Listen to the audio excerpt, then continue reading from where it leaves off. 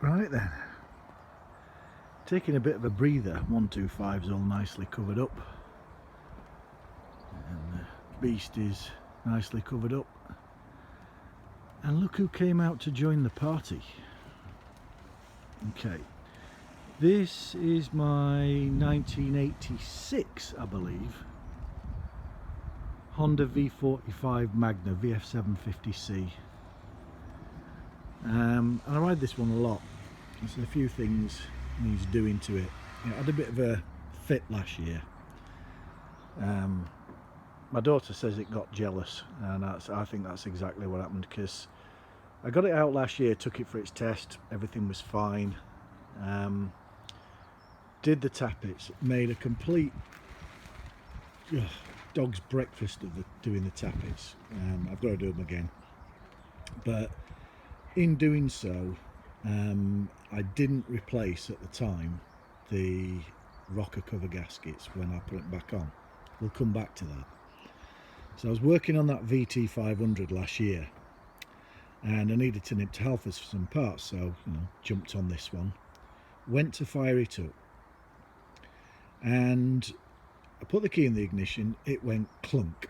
Now it does that occasionally, and that is down to one of the float needles has never been right, and I need to get the carbs off yet again. I've had those carbs out so many times. I was a little tip here: if you're ever working on one of these, underneath here, this is the plenum that all the carbs mount onto, and there's a little piece of aluminium. You can't even see it. It's up underneath there, but it's a little flap of aluminium that goes the other side of this hose. That's all it does. In fact, it's there, look. See this gap? Right? It just fills that gap. Now, with that on, the only way getting these carbs off is to take the radiator off, or at least pull it away from the front. You just can't get them out otherwise. But if you take off that little piece of aluminium, the whole carb plenum and everything goes out the other side of the bike, goes out that way. And it makes it so much easier, especially when you know you're going to be taking them on and off, because it is a little bit of a pain to do it. But they've got to come off. So the clunk was basically that float needle had decided to jam itself again, and it filled up one of the cylinders with petrol, hydrolocked. I just put fresh oil in it, so that was a bit of a bind.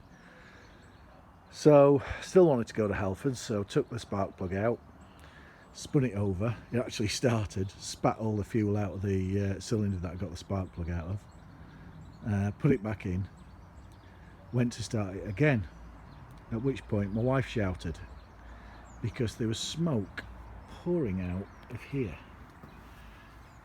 and in my rush to get it off, I snapped off one of the lugs, which was a little disappointing to say the least. And then this little lot of snipped off wires you can see here goes to the solenoid, and the smoke was the fuse on the solenoid melting and the wires melting, and they kind of, two spade terminals had melted through the plastic plug and touched themselves together and heat. So still wanted to go to Halfords, so just got some electrical tape, separated those two spade terminals, got it all back together, started the bike. Okay, now we're off. So off I went to Halfords, and I got to the on-ramp of the dual carriageway that's just down there.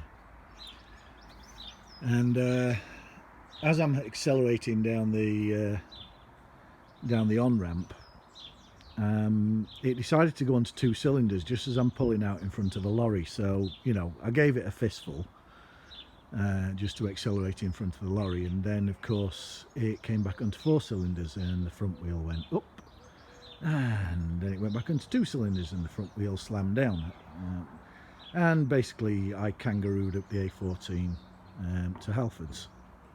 And when I got there, got off the bike, went in, got what I wanted, came out.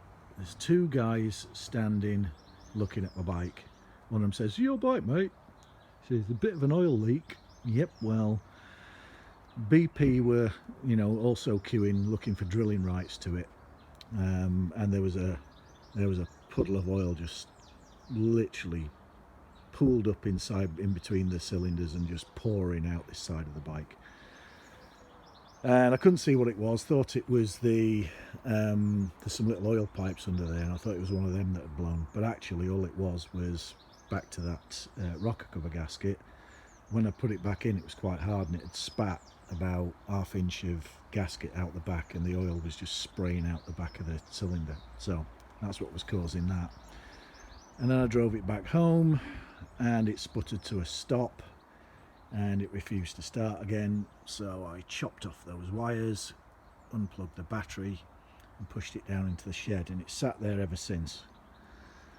But it's time to get this thing tested. Its MOT's due, so I think next job we're going to get a new plug. I've got a new plug for that with some wires on it. I don't like the idea of joining the wires, but I think that's what we might have to do, so I'll have a look at that.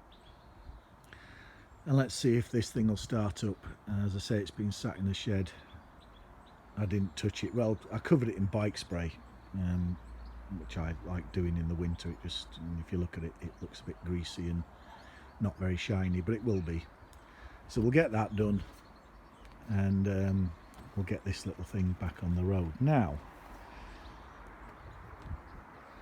the keen-eyed amongst you will have noticed by now that that tank is not a V45 tank. It's actually a V65 tank. It's off one of them. When I got this thing, I'm just going to take this seat off because I know it's loose. When I got this thing, it didn't have that back bumper on it.